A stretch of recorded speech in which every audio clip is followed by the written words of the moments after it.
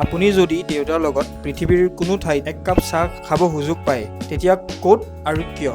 চ' definitely মই সেইটো যদি চান্স পাওঁ তেতিয়াহ'লে মই ঘৰতে বিচাৰিম যে মই ঘৰত বহি পাপাৰ লগত বহোঁ, অকণমান কথা পাতোঁ, কি চলি আছে জীৱনটোত, কেনেকুৱা চলি আছে, ভাল চলি আছে, বেয়া চলি আছে, কি কৰিম কি নকৰিম, ডেফিনেটলি তেতিয়াহ'লে মই ঘৰতে বিচাৰিম।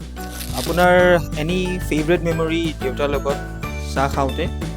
এতিয়া মানে আজি 18 বছৰ পিছত মানে যেতিয়া তুমি প্ৰশ্নটো সুধিছা, মোৰ এনেকুৱা এটা অনুভৱ হৈছে যেন দেউতা থাকিলে হয়তো আজি মই আকৌ মানে দেউতাৰ লগত বহিলোঁ হয়, মনৰ কিছুমান যিখিনি দেউতাকৰ লগত শ্বেয়াৰ কৰিব লাগে সুখ দুখৰ কথা, একাপ চাহো খালোঁ দেউতাৰ লগত, সেই কথাটো ডিছকাছো কৰিলোঁ, মানে সেইখিনি এটা ফিল এটা হৈছে আৰু মানে।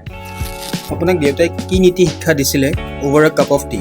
পঢ়া শুনাৰ টাইমত মোক একেখনে কথা কৈছিলে যে যিটো কামেই কৰক পাৰফেক্ট সেইটো কামতে হ'ব লাগিব।